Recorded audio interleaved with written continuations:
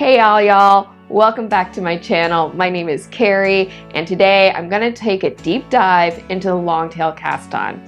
This cast-on is a go-to for many knitters, including myself. It's actually my favorite cast-on because it's versatile, it's firm and yet still flexible, and I'd say I can use it 90% of the time.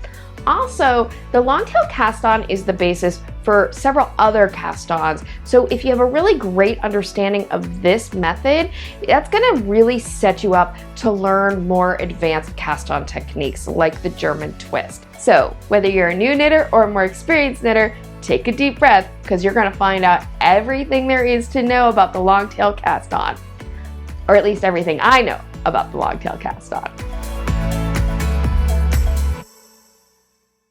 There is an aspect of the long-tail cast-on that's not super trendy. I mean, it's not like the Chinese waitress cast-on, which seems like the new up-and-coming it girl of cast-ons. No, the long-tail cast-on is like your reliable neighbor next door. But this cast-on is a great cast-on. It's not like a pumpkin spice latte of cast-ons. I don't know where all these metaphors are coming from. I would argue that if you were only ever to learn one cast-on, it should be the long-tail cast-on because you can use it in so many situations and it's the foundation for other types of cast-on, including Channel Islands and German twist. Also, when you talk about versatility, the long-tail cast-on, you can actually utilize it to cast on in pattern, which will go on more in depth, and you can use it as a provisional cast-on. There's so much I want to say about this cast-on, it's probably going to take 2 videos. Please do not go running away screaming. I swear there is enough to learn about this cast-on that you're going to want to hear all of it. So part 1 of long-tail cast-on is going to just cover the basics. We're going to go over structurally what it is. I'll demonstrate how to do the long-tail cast-on utilizing the continental method, which I think is the better method to use. And I'll cover how to properly estimate how much tail to use in this cast-on method. If what I just said doesn't make sense, don't worry. It will as you watch the video. In part 2 of the video, which will go up on Friday, I'm going to go over mastering the long-tail cast-on, including how to troubleshoot it, especially troubleshooting your tension, and how to cast on in pattern, which is a really cool thing that you can do with the long-tail cast-on. If you're a first-time knitter, part 2 of the video is going to have really helpful information for you, and I encourage you to watch it. However, there's probably going to be information in it that's kind of level up, especially casting on in pattern. Certainly feel free to try to do it if you want, but at the same time, if you feel like, no, not ready for that, great. Just put a pin in it. Later on, as you learn more about knitting, that you might remember that information later and go, aha, now I know why she was talking about this and why it's important. Editing Carrie here, a quick note for people who are left-handed learning how to knit. Knitting is a two-handed activity. It's not a left-handed activity or a right-handed activity. So if you're left-handed and you're sitting there going, how do I do this as a left-handed knitter? You do it the exact same way as a right-handed person would do it. Don't think that being left-handed is somehow an obstacle or makes this more difficult for you to do anything that I'm going to show you in this series of videos. If you'd like more of an explanation as to why I'm saying this, I have a whole video that you can check out about it. As always, I have timestamps below if you want to skip around to any section, but I do hope that you'll watch this all the way through at least once because there's really, whether you're a new knitter or an experienced knitter, I think you're going to find that there's information in this that you'll find really useful. So let's knit. I want to discuss in depth, structurally, what is the long-tail cast-on. I think having that firm foundation of knowledge really will help you master this technique. However, in this segment of the video, everything I'm doing is really going to be for demonstration purposes. So you're going to be seeing me do the long-tail cast-on utilizing a method called the English method. However, I'm not going to be going in depth with that because frankly, I don't think it's very easy to do the English method as a first-time knitter. So where did the long tail cast on come from? Who knows? I don't know. I think it's one of those things that's sort of lost to the fog of time. But I have my suspicions as to how this cast on may have evolved and come about. And I think that by kind of going backwards to something like the most basic cast on that you can possibly do, you can get a nice idea of what the actual structure of the long tail cast on is. So the easiest cast on that you can probably do in knitting is what's called the easy cast on or the backward loop cast on. To do it, the easiest way to start is with a slip knot. Okay, then all you do is you do a series of backwards loops. So I grab the yarn with my left hand, I bring my thumb to the left side of the yarn, underneath the yarn, and twist it around. Then this is left side of my thumb, right side of my thumb. I insert my needle on the right side of the thumb. Boom, there's a backward loop. I'll do that again. I bring the left thumb over, around, and boom. This is a very easy, simple cast on to do. If long tail cast on seems like the pumpkin spice latte of cast-ons, this is just your basic drip coffee. You don't even get sugar with it. No sugar, no cream, just black coffee. Then you go and you knit your way back into those loops. So here we go. And I might just knit back. So this is a very easy cast on. You just create loops and you knit back. So why don't you see this more often in knitting? The reason is very simple. This is a very unstable cast on. This right here tends to get long. That tightens up this loop here, and then it's harder to insert your needle into the loop. That makes this hard to actually knit into, and the cast on itself is very unstable. It's very easy to pull these loops off and for the whole bit of cast on to come undone. The slip knot I'm not going to actually knit into. I'm just going to take it off and undo it. You don't actually need to work the slip knot for an easy cast on. So what you have is here's your series of loops that you made, and here are the stitches that you just brought through. And that's the easy cast on. But what if instead of creating all your loops of yarn, then knitting back through them, you did your loop of yarn and you immediately knit it into it? This is what that would look like. So I'm going to do the same thing I did for the easy cast on. I'm going to grab it, grab the working yarn, bring my thumb to the left and around. Then I'm going to insert my needle into that loop. But instead of then pulling my thumb out and leaving the loop and creating the next loop, instead I'm going to take my tail, wrap the yarn, bring that loop over, and boom. Now I haven't created a loop of yarn, I've created an actual stitch. I'll show you again. I'm going to do the easy backward loop, insert, then I'm going to use the tail to wrap my yarn, then bring that loop around the front and over, and like that. This, by the way, is known as the English method of the long tail cast on. And you really are creating stitches into the loop. Now look, I have all these really nice, easy, simple stitches here that are very stable. And when I go back to knit, look how much easier this is to knit into. And it's because those stitches are stable. Like, they're not fighting to fall off the needle and come undone. See how much easier that is to knit into than just loops of yarn? And when you're done with it, you have your whole thing. I mean, that's genius. That really is genius.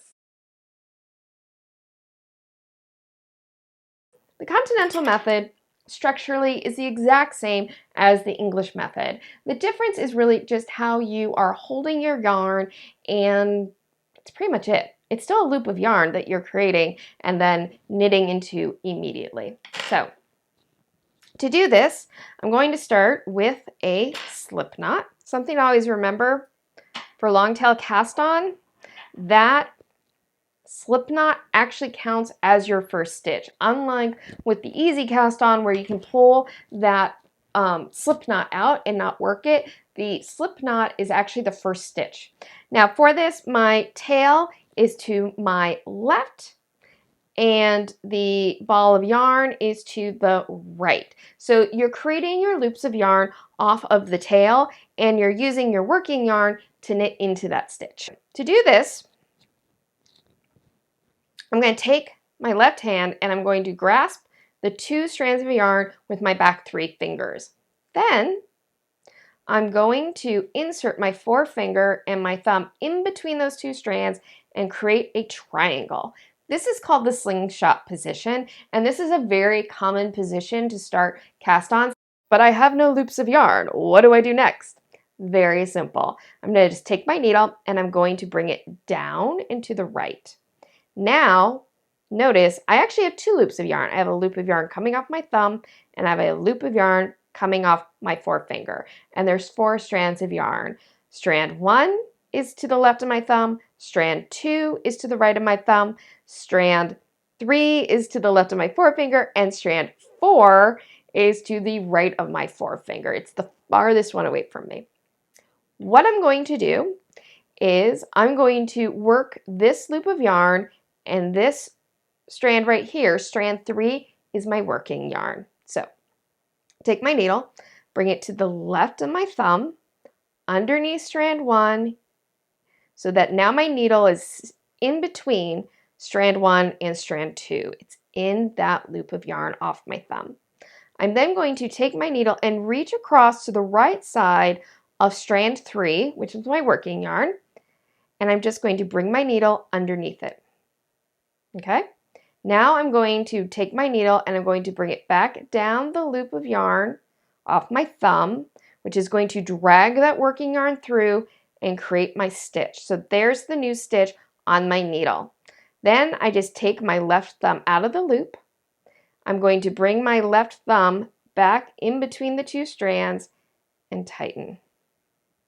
And now look, I'm all set up for my next cast on stitch. I'll show you again. So grab both strands of yarn with your back 3 fingers. Insert your forefinger and your thumb in between the 2 strands to create a triangle. Bring your needle down and to the right to create your 4 strands of yarn.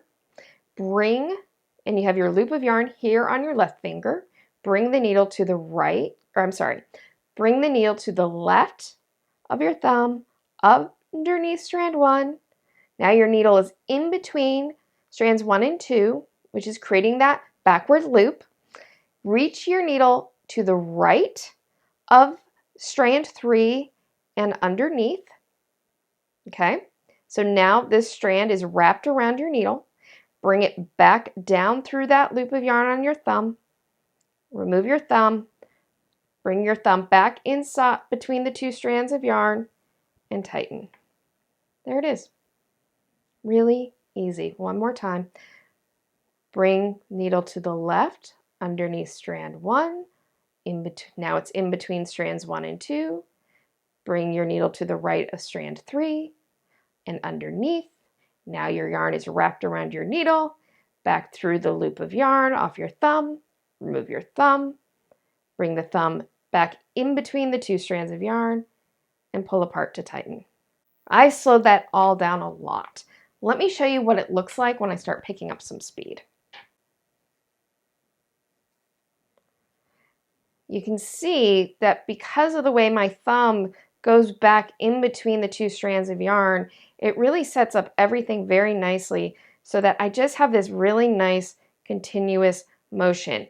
Take some practice to get used to this. So just, get a nice little bit of scrap yarn or cut off a length of yarn from a ball that you have, and you can just practice this over and over again without worrying about wearing out the fibers. There you go. And look at that. I have a nice row of very stable stitches on my needle. There is one big drawback to the long tail cast on, which is the fact that you are working off of a tail. and you need to estimate the proper length of tail to use to cast on numerous stitches. It has happened to me, it has happened to every knitter, that you underestimate how much tail that you need and you're hundreds of stitches into casting on a project and you realize your tail isn't long enough. And the only thing you can do in that situation is take all the stitches off the needle, frog it, and start over. It's a really unpleasant experience. I want to talk about how to properly estimate how much tail you need to cast on your stitches, because this is super important for the long tail cast on. And there's basically 3 methods. Method 1 is to guess. Just take a tail and go, that should probably be long enough. Is this a reliable method? Not really. If I'm casting on for a swatch or a project that's like 20 to 40 stitches, I might just guesstimate. Usually, about that much will do. But if I'm casting on any more than 40 stitches, I want a more reliable method of estimating how long my tail is going to be. So there's a second method, and this is probably the one I use most often, which is the wrap method. So all you do with the wrap method is you take your tail right here, and I just pull out a little bit of length of where I would ultimately want my finished tail to be. So maybe about there, about 6 inches.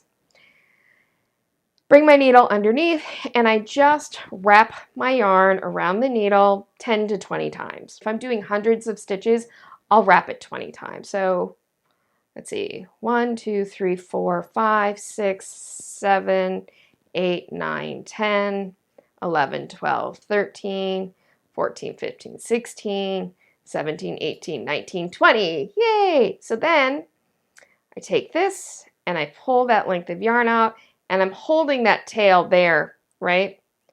Notice I'm holding the tail in between my fingers. So now I have my length of yarn. All I'm going to do is I'm going to take this length. So this represents 20 stitches. I'm going to then double it here, and I pinch with this forefinger. Now I have 2 strands of yarn, 20, 40, 60, 80, 100. I think you get the idea. Then once we're going to do 100 stitches. So here's my really long tail. This is why it's called the long tail method. Here's my ball of yarn. And the worst thing that usually happens when I use this method is I end up with a really long, obnoxious tail after I've cast it on. Honestly, there are far worse things that can happen than to have an overly long tail. The most accurate method to estimating your tail length is to actually cast on 10 to 20 stitches. Let me show you. So I'm going to just pull out a length of yarn, thusly, and I'm going to cast on 20 stitches. Remember, this counts as a stitch. 1, 2, 3, 4, 17, 18, 19, 20. So now I have 20 stitches on. I'm going to hold on to those 2 ends. I'm going to take those stitches out. Then I can take a strand in either end and pull, and that represents 20 stitches. And then I can do 40, 60, 80, 100. And I've got, again, that's a very precise, so that's a very precise way of estimating how long your tail needs to be to do this cast on. Honestly, I probably use the wrap method 98% of the time. I've found that it works very well, very consistently. Maybe if I'm planning to cast on a ginormous project, like more than 200 stitches, I might go ahead and cast on 20 stitches just so that I have a very accurate tail, because it's just a lot to manage. But that's it. That's how you can estimate your tail and hopefully never worry that your tail is going to run up short. So if you're a new knitter, you now know the basics of the long tail cast on, which means you got a lot of time to practice, because the next video that I'm going to put up in the Knitting Fundamentals series will go up on Monday, and we will start talking about how to actually do your first stitches. In the meantime, what can you do? Well, I recommend actually that you just keep practicing the long tail cast on till you feel like you have a really good rhythm with it and it feels very natural for you to do. So take whatever you've done, take it off the needles, pull it apart, and start doing it again, and just keep practicing it.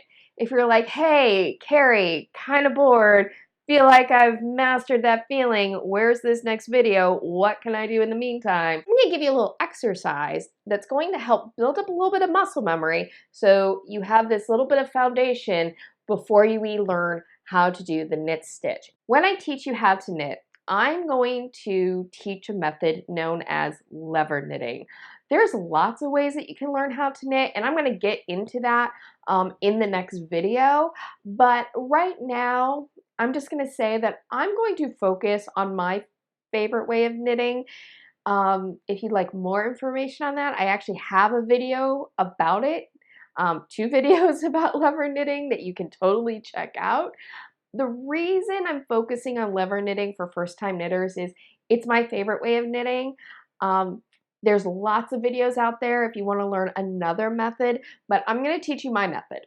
And you know, if it works for you, wonderful. If you walk away going, I don't know if I like this, that's okay too. I promise I won't take it personally. But this exercise is going to give you a foundation to learn how to knit my style, which is called lever knitting. And the fact that you have some nice little stable stitches here from the long tail cast on is going to be very helpful with that. So it's a very simple exercise where you slip stitches from your left needle to your right needle. Take a needle, one of your needles, and you're going to put it in your right hand like this.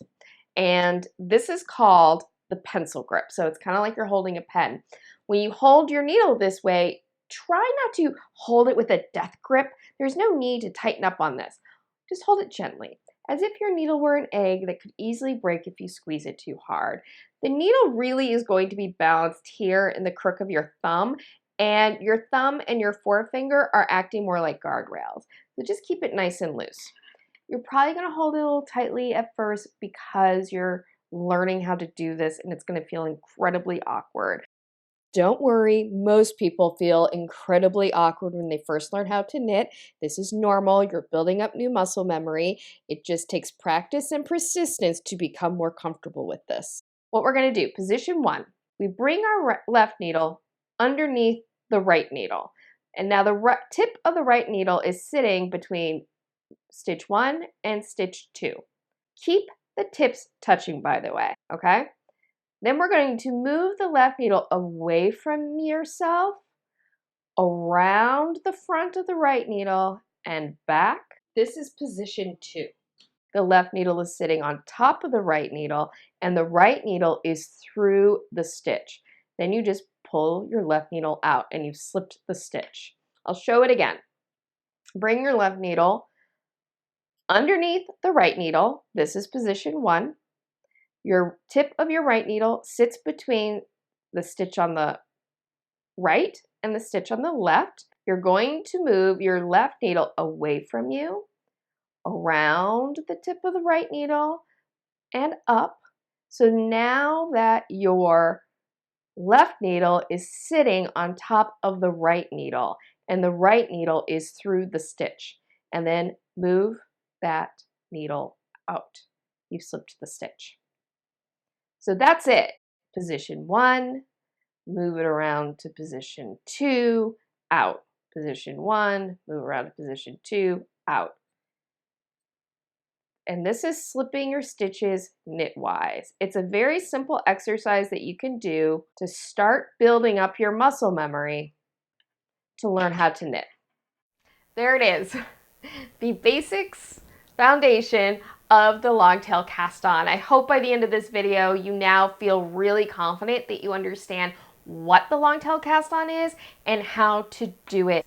Maybe sitting there going, well, Carrie, what more could there possibly be to learn about it? Well, trust me, there's more. I have a part 2 coming up where I'm going to get into some of the nuances of the long tail cast on for troubleshooting and some alternative methods to actually how to start it. Yes, You don't have to use a slip knot. There is another way to start your long tail cast on. If you want to find out what that is and more, subscribe to my channel, hit that notification bell, and then you'll be notified whenever I upload a new video. I hope today's video was enjoyable for you, that you've gotten some good knowledge out of it.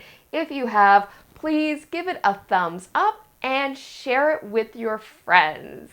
I hope, as always, you have a wonderful day, evening, weekend, whenever you may be watching this. Happy knitting. Bye. Hey, knitter. Ah! Come on, bro. Come on.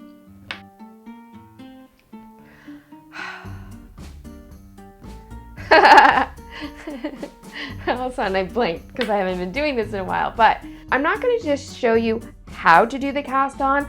I'm going to show you structurally. We're going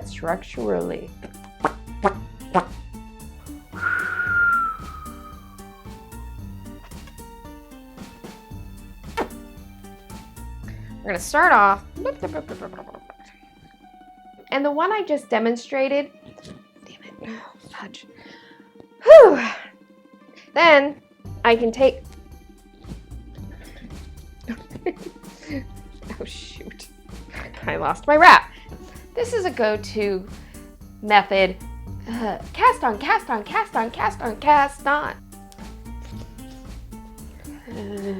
Itch the nose, itch the nose, itch, itch, itch the nose, itch, itch, itch the nose.